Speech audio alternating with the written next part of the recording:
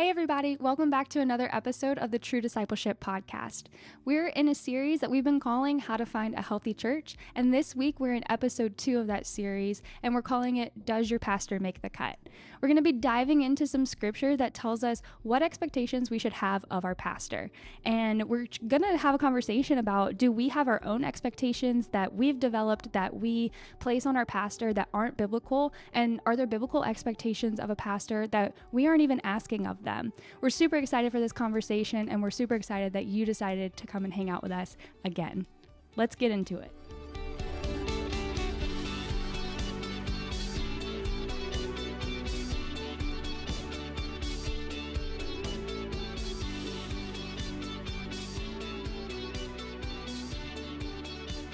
Hey everybody, and welcome back to the True Discipleship podcast. My name is Aaron. I'm Morgan. And special shout out to everybody who is watching us online at youtube.com right now. Why did you have to say .com? www.youtube.com. You forgot the HTTPS. HTTPS. Colon. Oh man, we're so glad that you guys are here. We are back on YouTube again. If you're like, YouTube, what are you talking about? We're on YouTube now. We are on YouTube now. You can check us out over at True Discipleship Media on YouTube. Go head over there and hit the subscribe button. If you haven't done it yet, what are you doing? It's right at the bottom of the video. You don't even have to leave this video. You can just subscribe. Well, if you're listening to the podcast, you do have to go to www.youtube.com, search True Discipleship Media, and then you click the subscribe button. And let me tell you, man, I used to get really annoyed when I would watch YouTube videos and people would be like, hey, like to subscribe, click and all this other stuff. But man, that stuff is YouTube gold. Like, if you want anybody other than your mom and your dog to see your content, you need people to subscribe and a like and a comment. And so, yeah, please go ahead and hit the subscribe button. If you would have done it by now, you'd be done by now. I love it. There you go. If you are listening on Spotify or Apple Podcasts, welcome back. We're so glad you're here. Please leave a honest review for us, but honestly, if it could be 5 stars, that'd be great, because that too helps us reach more people. But I just want to, we should say thank you to everybody who is already subscribed. We should. You're right. Yeah. So thank you to our 18 YouTube subscribers as of right now, which is exciting. Like, that is really exciting. 18 more than I ever thought we would. Actually, 16 more, because me, you, 15 more. I have 2 email accounts that I subscribe. We're just going to keep making email accounts and keep subscribing to our channel. So yeah, thanks to everybody who's like stuck along with us. I know, like, we disappeared for a while. We came back, and like, we still have people who are here liking our stuff on Instagram, listening to us on Spotify. Like, it's just been awesome. It has been. It's been really encouraging. So thank you for that. Well, if you were here last week, we started a new series all about what does it look like to find a healthy church. And this week, we're going to be continuing that conversation, talking about the pastor. And this is a fun one. I think this is going to be a good conversation. I'm really excited about it, but I have to admit, I am a little bit biased. I am a pastor. What? So I know. So for me to talk a ton into this conversation would seem a little bit biased, and it's probably not the healthiest way to go about this. So really, Morgan, I want to hear a lot from you this episode, because I'd love to get some of your perspective and kind of how you want to speak into that. Can I also just say that you said this is a conversation, and I think if there's anybody who's come with us in this like second wave of like almost restarting the podcast and starting YouTube, that this is a conversation starter. This is not the conversation end all be all. That's we great. know Yep. all the truth, and you must live and die by our words. We would very much love for you to live and die by the words in the Bible that Jesus gave to us. Yeah, so conversation starter. That's fantastic. And it's also to get me off the hook for if I say anything wrong. That is also a good word. Yeah, so don't trust me on everything. That's like, right. This really is how we're interpreting scripture and the calling of a pastor, and we can be wrong because we're human. That's very true. That is all very true. All right, Morgan, so I want to give you a couple of rapid fire questions to get into this thing. Okay, I'm just going to kind of spit them your way, and I want to know what Please comes don't to mind. spit. That's what the little sponge mouth guard thing is for. Okay, when you hear the word pastor, what comes to mind for you? I think of someone who is in a position to teach and care for a group of people. A follow-up question. Do you put them in that order? Do you think teach first and then care for me second? Equal? Like Okay. like they go together. Mm-hmm. I think they're both equally important. Okay, cool. That's good to know. That's great. You even mentioned you growing up in church. That's kind of the way you think about it. But let's zoom out a little bit. Let's think about people who don't normally attend church, and let's see kind of what you think they would say, right? Like, let's say we could take these microphones out onto the street, and we could ask people, hey, I'm sorry, I just thought about us carrying all this equipment out. This is not a very mobile setup. It is not. I was also thinking about the sound quality of being outside, and you just hear like every... That's what it would sound like. Every leaf rustle. Yeah. Okay. Anyways, I'm on the street and I'm talking on the street, you're talking to people, and you ask them, hey, when I say pastor, what's the first word that comes to mind? First of all, let me ask you this. Do you expect a pleasant answer or a more aggressive answer? I think I'm a pessimist in some sense, that I would probably receive more of like an aggressive. Be more scared for an aggressive answer. Yeah. Okay. So how would they, that would be their tone, but what would they say? They just want my money. Unauthentic. Is that a word? Yeah. Disingenuous. Disingenuous. Maybe. I didn't know if I should put in or un. Okay. In front of authentic. Inauthentic. Inauthentic. That sounds about right. Yeah, it doesn't matter. We know what you meant. Yeah. You know, it's funny. I think that if you were to go back 20, 30, 40, 50 years ago, I love when people do that. 20, 30, 40, 50, 60, 70, 80. That's a really 90, maybe 100, range. 110, 120. You could 50 to 20 to 120 years ago. Like, that's such a big range. You could go back to 2001 and life looks so much different than it does now. That was 21 years ago. Stop. Yeah, think about that. Okay, so let's say we go way, way, way, way back. Let's say 99. And you were to ask people on the street, you just say the word pastor, like you do a word association game. I think a lot of them, like the person that comes to mind for them is like a Billy Graham, right? Some guy, really charismatic, really kind of loud. I just imagine him with a Bible over his hand or over his head, kind of larger than life, really good communicator,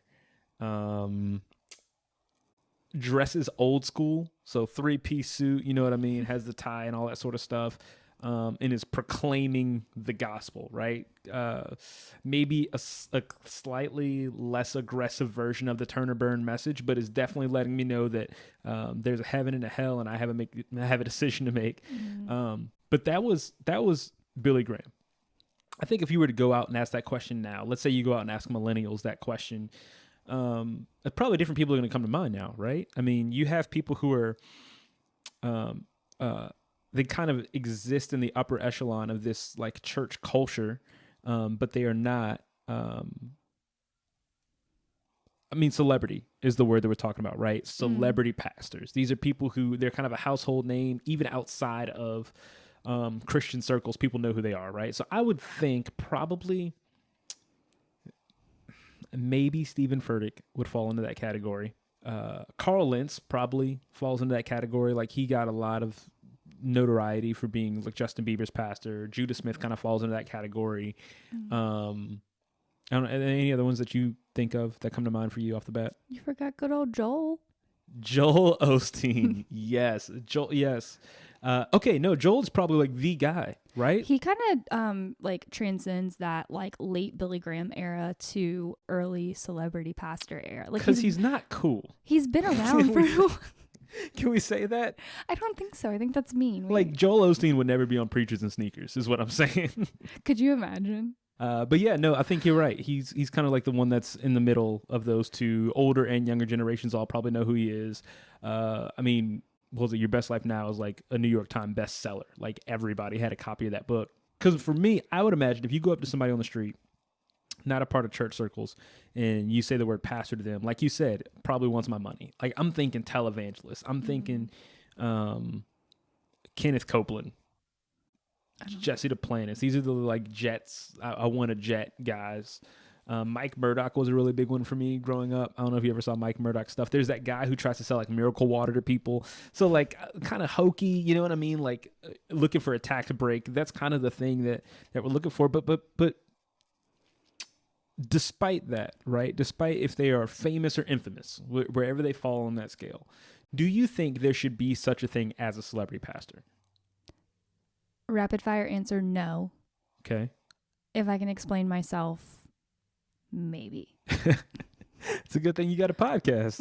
I would love to hear this explanation. I think even in the categories that you've mentioned or the names that you have mentioned, we can see these like two scenarios play out. So I don't think someone who is a pastor and has set out to make their name known or their name great to achieve that celebrity pastor status is a healthy pastor. Like, no, like, just no.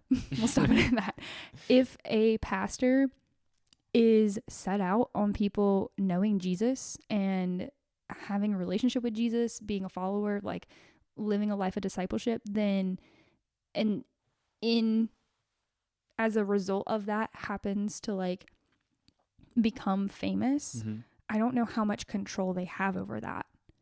So if their mission is, I want people to love Jesus, and people start to recognize their name or their face, like, what control do they have over that? That's fair. Yeah. I'm trying to think of like of the names we've mentioned. Like, I think Francis Chan is probably an example of that. He's the type of guy that, to me, it doesn't feel like he tries to build his brand or build his kingdom, but people know his name. Yeah. And he's a draw. Like, if he's at a conference, he's a draw. People want to see him. Absolutely. So yeah, am I like, maybe answer, it depends on your motivation. If your motivation is for people to know and love Jesus, then if you happen to become famous and as a byproduct of that, then I don't think you had much control over that. And I don't think it has the capacity to take away from you continuing to spread the word of Jesus if you let it get to your head, if you let it seep in. Is there any safe way to like combat that though, do you think? Call Mr. Chan, Pastor Chan. I think to turn this to us, of this like creation of celebrity pastor, how much responsibility do we have in creating celebrity pastors or celebrities in general? Like, people aren't famous unless we are obsessed with them.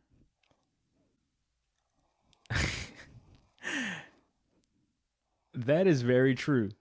It's icky. It makes you feel icky on the inside. No, that is very true. I mean, I think about, do you put pastors on pedestals? Do you ever think that way? Yes. Yeah. Absolutely.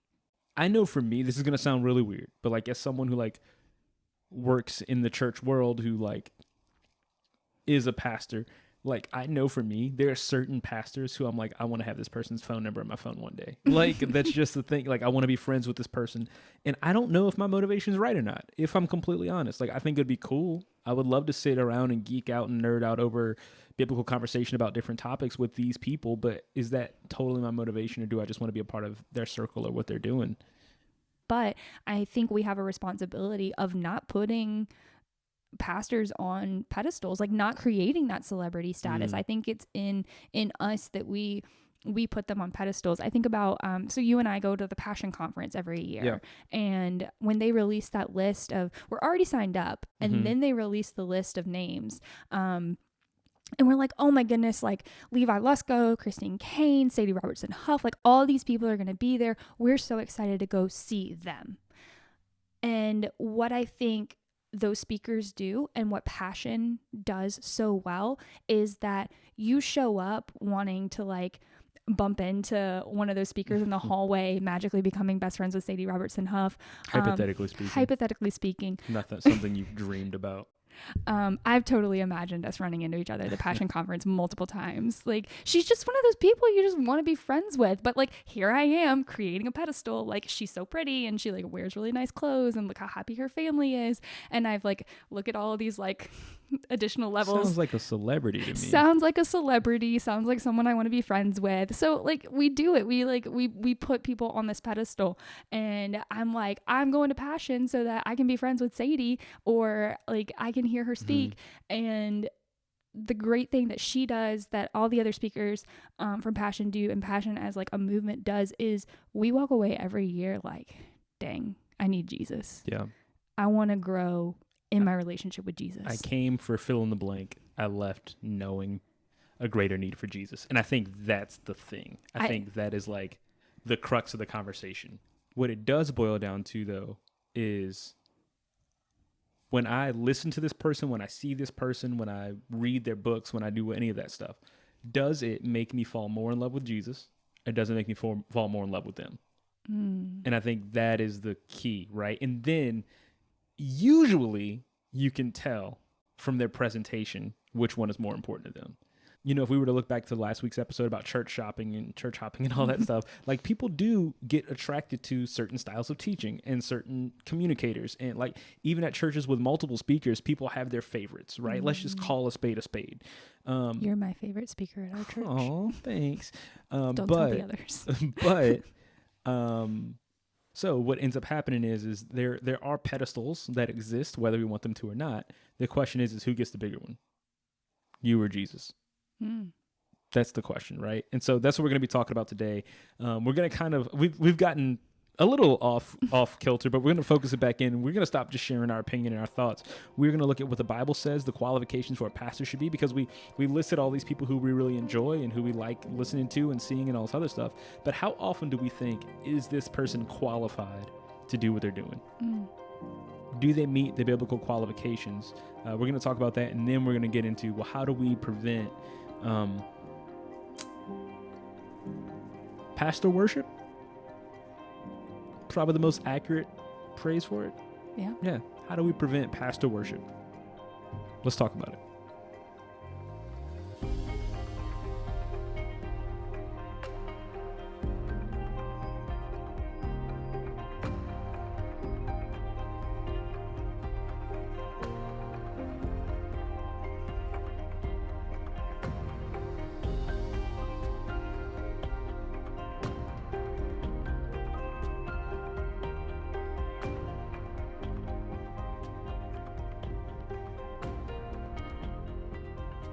All right, so we're going to go ahead and hop into scripture. What does the Bible say that the qualifications of a pastor are? And there are two main passages that people often come to find this. Both of them are written by Paul. Both of them are written to younger guys who are serving their local church. They are leaders in their church. The first one is in Titus, and then we get one again in 1 Timothy chapter 3. So Morgan, will you go ahead and read Titus 1, 6 through 9 for us, and then I'll go ahead and read the 1 Timothy 3, 1 through 7. There's a lot of overlap, so maybe for the sake of conversation, you pay attention when I read, and I pay attention when you read, and I think we'll catch some good stuff in there. All right. An elder must live a blameless life. He must be faithful to his wife, and his children must be believers who don't have a reputation for being wild or rebellious. A church leader is a manager of God's household, so he must live a blameless life. He must not be arrogant or quick-tempered. He must not be a heavy drinker, violent, or dishonest with money. Rather, he must enjoy having guests in his home, and he must love what is good. He must live wisely and be just. He must live a devout and disciplined life. He must have a strong belief in the trustworthy message he was taught. Then he will be able to encourage others with wholesome teaching and show those who oppose it where they are wrong. And we also have 1 Timothy 3, 1 through 7. It says, "This is a trustworthy saying. If someone aspires to be a church leader, he desires an honorable position. So a church leader must be a man whose life is above reproach.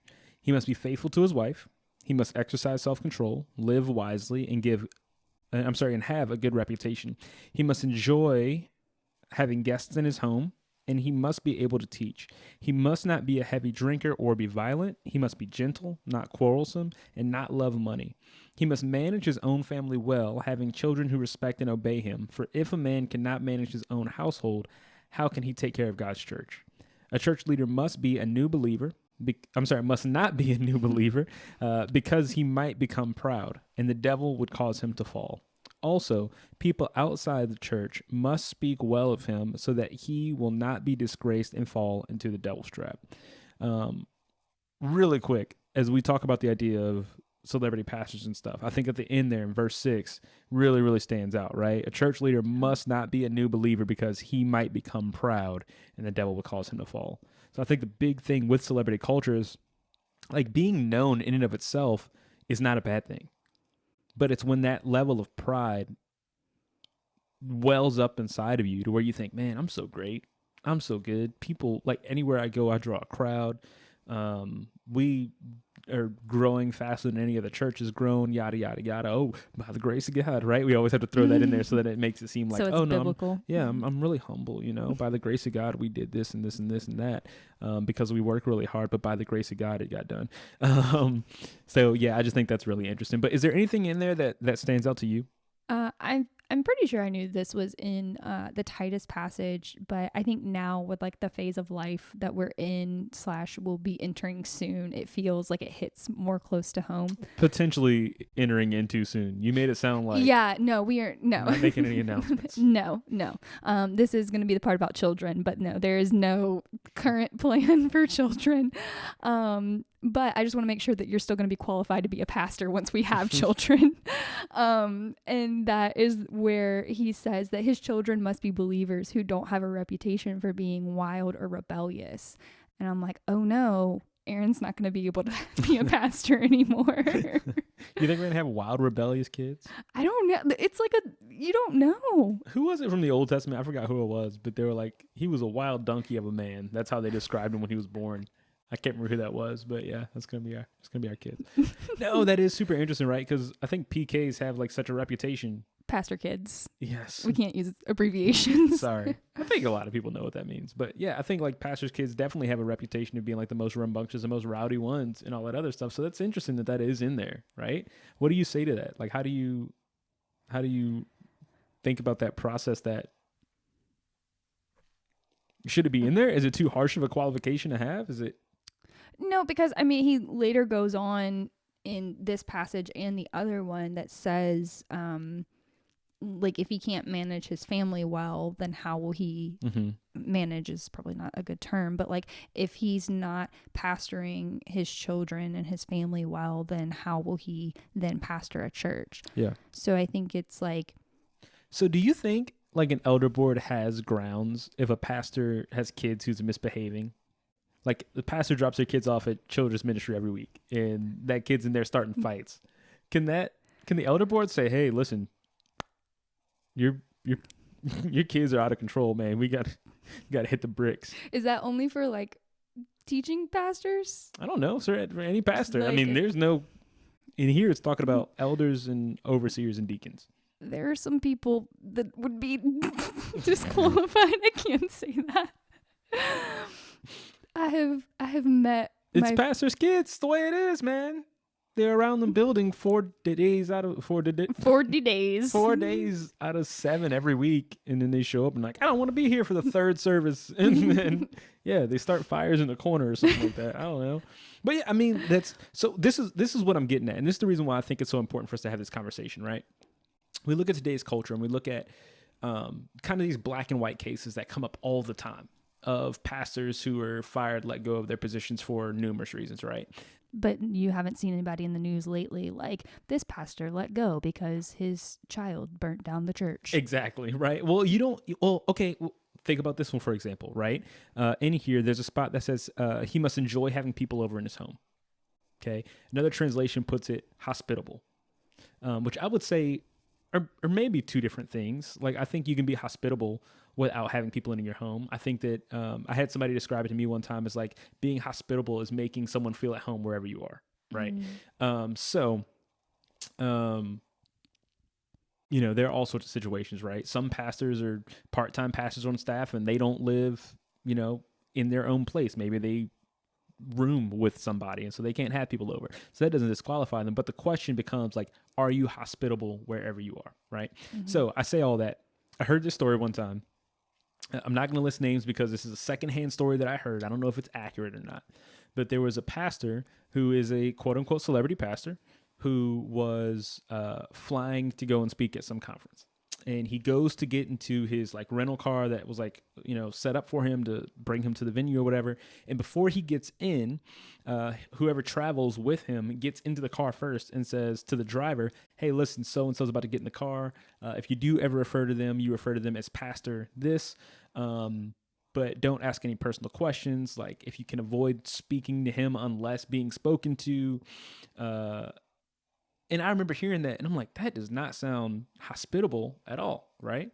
But we would well, I can't say we would never, but if the driver of that car went to the elder board of that church and said, hey, this is what happened, the truth is that that pastor probably would be defended by his elder board and saying, oh, well, you know, he's a busy guy and yada, yada, yada. How many churches would say, oh, we need to, you don't meet the qualifications of a pastor, right? So it's interesting to me because I always try to figure out, like, where is the line, I guess? Like, at what point do you say you can't be a pastor here anymore, or you can't lead people in a spiritual capacity anymore? I mean, what do you think about that? I think we just have a tendency to weigh things more important than the other in every scenario of life. And I think there are things in this passage that we as people feel are more important than the other. There are also things that are probably easier to measure from the outside looking in. Like, we can see their children and how they behave, but also we can only see their children and how they behave outside of the home. Right. We don't know what's going on behind closed That's doors. True. Yep. We don't know how this pastor is leading their family at home. So I think we gravitate towards the qualifications that we can measure, that we can see, that, like, if you can't see it, how do you measure it, for one? And it almost feels like we're doing damage control sometimes. Oh, absolutely. Like, we'll focus on, like, the really, really important ones. Well, as long as they're not XYZ, then we don't have to put as much weight on these other ones. But I think something that stood out to me, I believe it was in Titus. It was like, he must live a devout and disciplined life. And then continues, he must have a strong belief in the trustworthy message he was taught.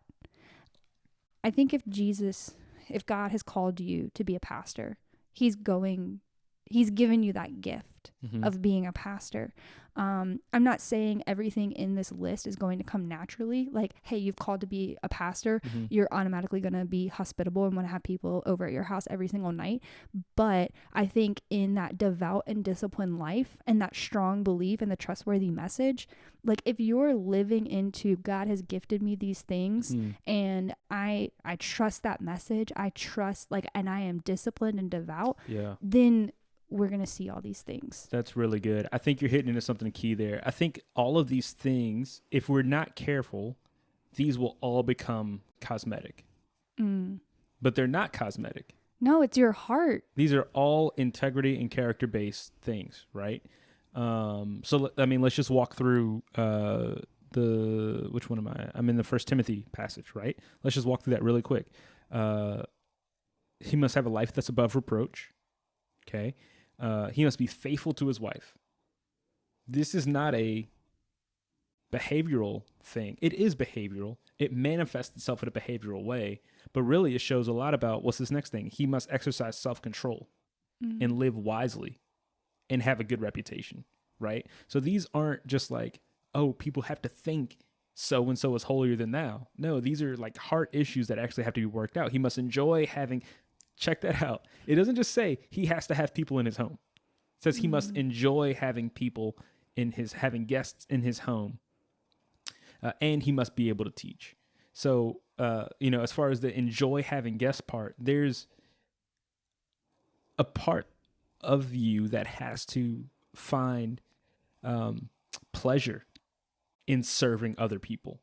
Right? This is what Jesus did, right? When he washes the disciples' feet, this is him showing what it looks like to enjoy having other people over, to be hospitable, to show that love wherever he is.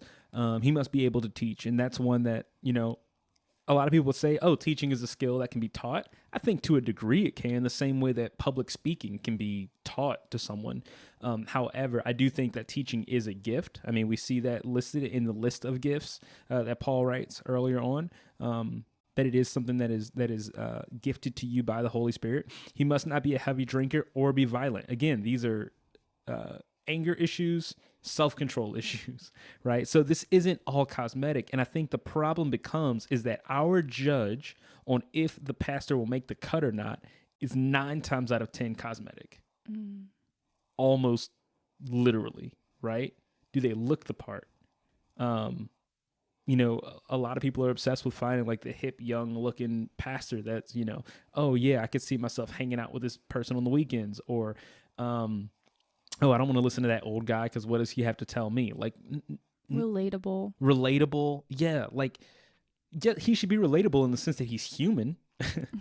But like at no part of this does this say he has to be funny.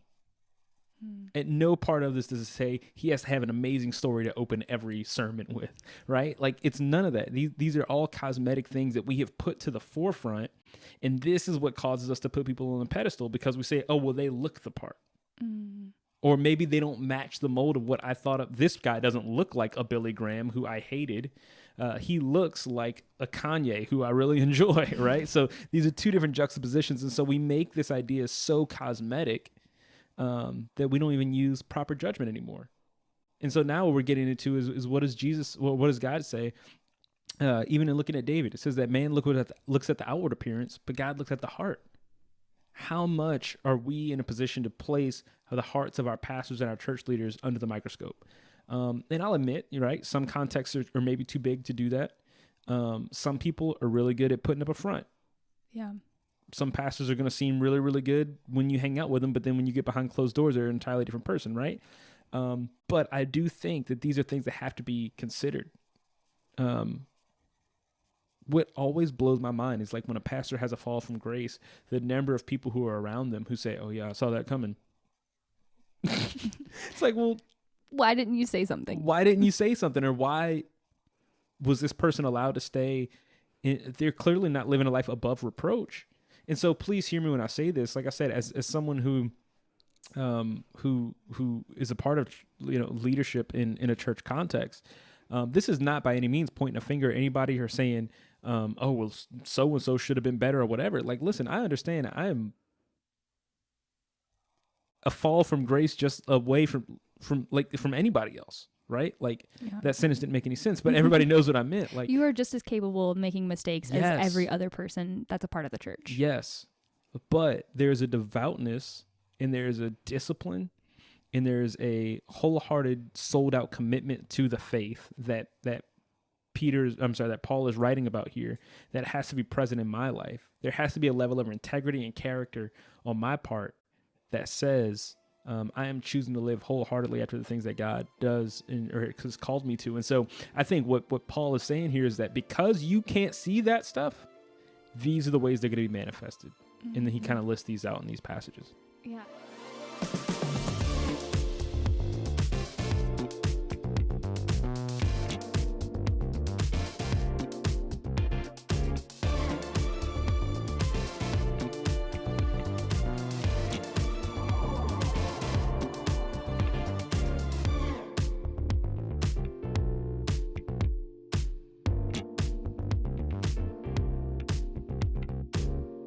So how do we prevent pastor worship? I think that is the big thing that walk away from, right? Because here's the thing. Asking, does your pastor make the cut? We can't really do anything about that, right? Like, this is between kind of them and Jesus. And we want to make sure that all of the signs that Paul is talking about are exhibited from the outside looking in, that we could see all those things, right? That this person is a good leader of their family, that they are faithful, that they aren't over drinking, that they aren't angry, all this other stuff. But what do we do? I think our role in this is, you know, let's say you found a healthy church and now you have a pastor in your context, and it's really easy and natural for us to put that person on a pedestal. What are some practical ways that we can avoid pastor worship? I think just start with remembering that they're a person just like you. Yeah. Yeah, I think like proverbial pedestal that we put them on is not helped by like the physical stage that they're sometimes on. So just remember, like, that's just an elevated surface. That's so good. I think that's so important to remember because, like, so for example, at our church, we have multiple pastors. We have like small group pastors. We have like teaching pastor. We have lead pastor. We have executive, all these different pastors. And usually it's the one on the platform who gets treated that way. Like nobody ever sees a small group pastor and is like, I'm so nervous to talk. Yeah. Like it really is. Like, I mean, like our worship pastors, you could come out and make announcements on the weekend, and I'm putting you on a pedestal because you are on that physical pedestal. So just remember, it's an elevated piece of wood. No, that's good. You can actually probably stand on it yourself. I've stood on it before. Just go run up there and see what happens. And then security just don't do that. Decks you. Don't do Practical that. Applications. Run on the stage of your church. Do not do that. So number one, remember our pastors are human. Yes. What else can we do to prevent pastor worship? We can hold them accountable. Okay. Do you feel like we've been doing a good job of that? Or do you feel like we have been like a little cancel culture-y? What is the difference? Let's do that. Holding someone accountable is more preventative so that we don't have to get to the point of canceling. Okay, it's always the sexual sin that like comes up for some reason. It's like, because it's the thing that we see all the time. But nobody just wakes up one morning and says, I'm going to go have an affair. Mm-hmm. At least I don't think so. Yeah. If you do, go get checked, probably. There was probably a progression. Mm-hmm. And there was probably a progression that people could have seen, or like somewhere along the way, they could have said, hey, I don't know if there's anything to this, any truth to this, but this just doesn't look healthy. That's not a good look. This doesn't look right. I just want to check on you. Mm-hmm. And not in an accusatory way, not in like you're gonna do, like, you've done this, like, be kind, be gracious. Yeah. Like, because you could go up to them and say, hey, this looks like you're gonna do this. And they're like, what are you talking about? Okay. I am so interested. This is a bit of a sidebar, and I'm sorry. This is what's going to put us over the 30-minute mark. I am so interested in whatever has happened with the Matt Chandler situation. Because what it sounds like is that this is what happened. What happened. That he was being held accountable. For those that don't know the story, basically what happened was he was approached by a woman. I mean, you can go and watch it. But he said that he was approached by a woman in the lobby who said, hey, I found out that a friend of mine has been DMing you on Instagram lately, and I'm not a big fan of that. Like, this doesn't seem good. And so from my understanding, Matt Chandler was like, cool, we cut some stuff off. You know, me and my wife and her husband were all friends. So like, we didn't think it was a weird thing. But then the issue came down to the words that he used were, familiarity and frequency. Those are the two things. So it wasn't, he said we weren't talking about anything sexual or romantic in nature, but we were talking too often and in ways that people who aren't married, probably there's some line of comfortability that's been crossed there. So, you know, the church puts him on a leave of absence, and everybody kind of went into commentary mode about it. Preston Sprinkle, who's another pastor, I think he's out in the Oregon area, I believe is having Matt Chandler in for something he's doing, because he's like, yeah, I reviewed the messages and stuff, and I didn't think it was that extreme. And so in his case, they thought church discipline went a little bit too far, at least some people on the outside looking in. But, I mean, how far is too far? Do you wait until something happens before you say, hey, oh, man, you shouldn't have stopped it? Or did this person do the right thing? Now, again, we don't know, because we don't know all of the details of the story, right? And for reasons that they have chose, they've kept everything pretty tight sealed and under wraps. I think as they should. Yeah. I think, like, it's the celebrity thing, right? How much do I need to know what's going on in Matt Chandler's life? You're not a part of Matt Chandler's church. I'm not. I mean, I listen to him frequently, and, you know, I admire his teaching and all this other stuff, but how much do I need to be a part of that? I mean, I think that's a part of celebrity culture too, right? Is this tabloid mentality of everything you do is going to be plastered all over the internet for everybody to see. And if I'm allowed to have an opinion, and people don't have to agree with it. That's why you have a podcast. You can say what you want and not have anybody stop you. And then people can disagree with me if they want to. I just won't read those comments. I think the woman who brought this up to Matt Chandler, if she did it in a part of a lobby that wasn't busy, I think she did the right thing. Like not making a scene. Not Is that what making you a mean? scene. Yeah, like if it was a quiet part of the lobby, visible, where she like walked up to him and there were not other ears around that could have like eavesdropped in that conversation and said, hey, like this has made me uncomfortable and I just think like this is going into a territory that could just be unsafe for you, for the church. Like it sounded like someone who was genuinely concerned. Yeah, and that's what I mean when I say hold them accountable. If you see things, I think that if your pastor is being hospitable, like they're supposed to be, they're approachable, you can go talk to them and you can say, hey, I know. That should have been his ticket out. He should have been like, I was just being hospitable. Just kidding. I think this woman did the right thing by coming to him and saying, like, this is a concern. It may have no validity whatsoever, but it is a concern that I have.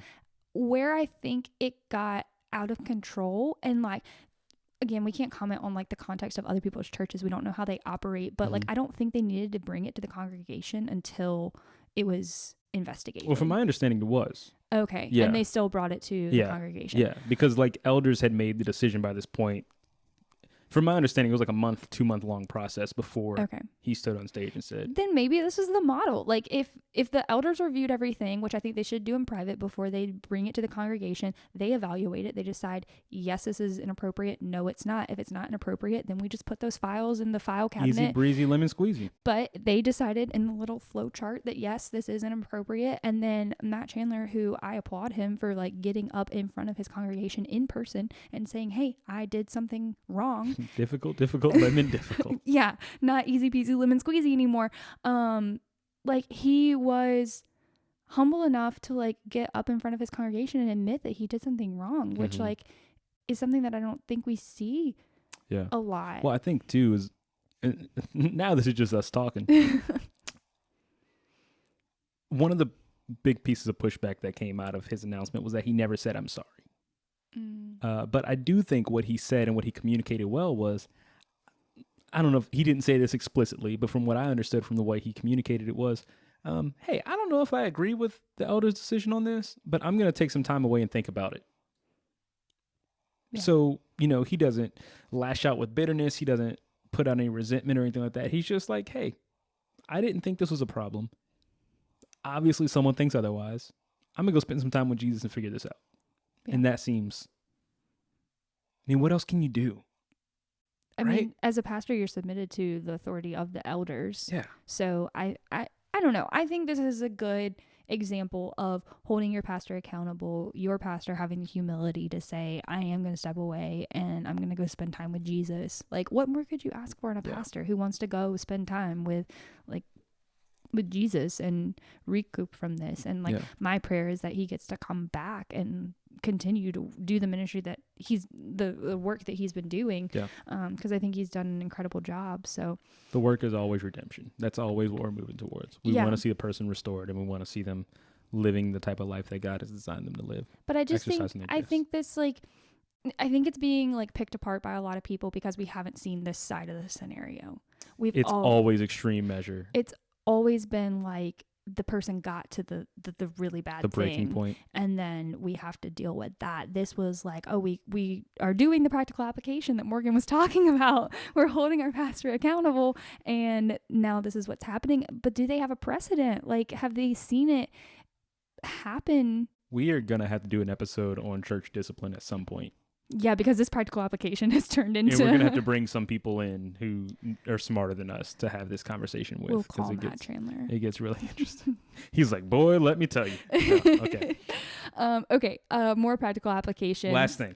So, for a recap, because we've gone all the way around the world, this is how we do it, man. We reach this point and then we break the 30, 40, 50, 60 minute mark. Remember, our pastors are human. Hold them accountable, but this one is probably the most important. It's the most important. We should have probably started with it, but also wrapping up with it, it's probably the one you're most likely to remember. There you go. Pray for your pastor. Please. In the name of Jesus. Pray for your pastor. Yeah. Because they are human, because they need to be held accountable, because they need to be encouraged in their calling, to encourage their hearts. Because they're being requested to pray for other people all the time, and they are just giving and pouring out, but not having people maybe check in on them or make sure that their souls are good. I mean, when you get exhausted, you are prone to do all sorts of things that you shouldn't do. Yeah. So, and I think it's always after the fact, the breaking point that we're like, oh, we're going to pray for them. We're going to pray for their family. Pray for your man, where were you at 2 months ago? Right. Like we should be praying for them all, like constantly. Pray for your pastor's marriage and just like for all the YouTube people, they're getting that looks bad. I don't know if that looks any better. Not sanctity. That's not what Unity? Unity. There you go. Yeah. Just the unification of that marriage and just like the bold, just like concrete. I don't know. Lord, I just pray for Pastor so-and-so. I pray that you would, him and his wife, just increase the Exactly. God will know what you listen to this podcast. Like God knows my heart, there and you you just pray for it. Oh, got it. Cool. Goes and writes it down. I want it right now. I think that's it. That'll do it for me. Yeah. I don't have nothing else to say. We may not have come to any conclusions, but again, conversation starter. That's it. Yeah. It gives you at least one next step to work on. And isn't that enough? One next step is always enough. One next step is always enough. Yeah. That's fantastic. Well, hey guys, thank you so much for listening again to the podcast. If you are listening via podcast, please go ahead and leave us a review. We would really appreciate that. An honest 5-star review. I love it. It's evolved. It's now an honest 5-star review. An honest 5-star review. You can leave 5 stars. You can write whatever you want to in the body. Yeah, there you go. That's fair. Yeah, I like that. And if you are watching on YouTube, please take a second just to hit the subscribe button. If you would have hit it, you would have already done it. If you would have done it by now, you'd be done. That's right. Guys, we love y'all. Thank y'all so much. Let's start a conversation down in the comments. We need a question. What's a question to chat about in the comments on the interwebs? I think a good one is looking back at those 2 passages from Titus and First Timothy. Are there any of the qualifications of a pastor that you think that we as a church don't put enough weight on? Or do you think that there's some things that maybe we swing the pendulum too far on in the other direction? I'd love to have a conversation with you about that. If you leave a comment, I promise you one of us 2 will respond to it. I'm gonna double down. Oh. Yeah, I'm gonna ask a practical application question. Okay. What is one way you can support your pastor at your church this week? I love it. That's fantastic. Their love language is probably food in some sort of context. Free food. Just saying. Yeah. Just saying. Well, I mean, if you're going to support somebody, you're not going to be like, hey, give me $5 for this burrito I just got for you. Some people. I'm just kidding. Yeah. How are you going to support your pastor this week? That's fantastic. Hey, this has been episode 12 of the True Discipleship podcast. If you want to go ahead back and check out last week's episode, we will have a link to it somewhere on the screen right now. Or if you're listening via podcast, just go back in that thing. Because it's like time travel. You go back, you find the old episode, you press play on it. Be a fantastic time. Guys, we love you. We'll see you next week.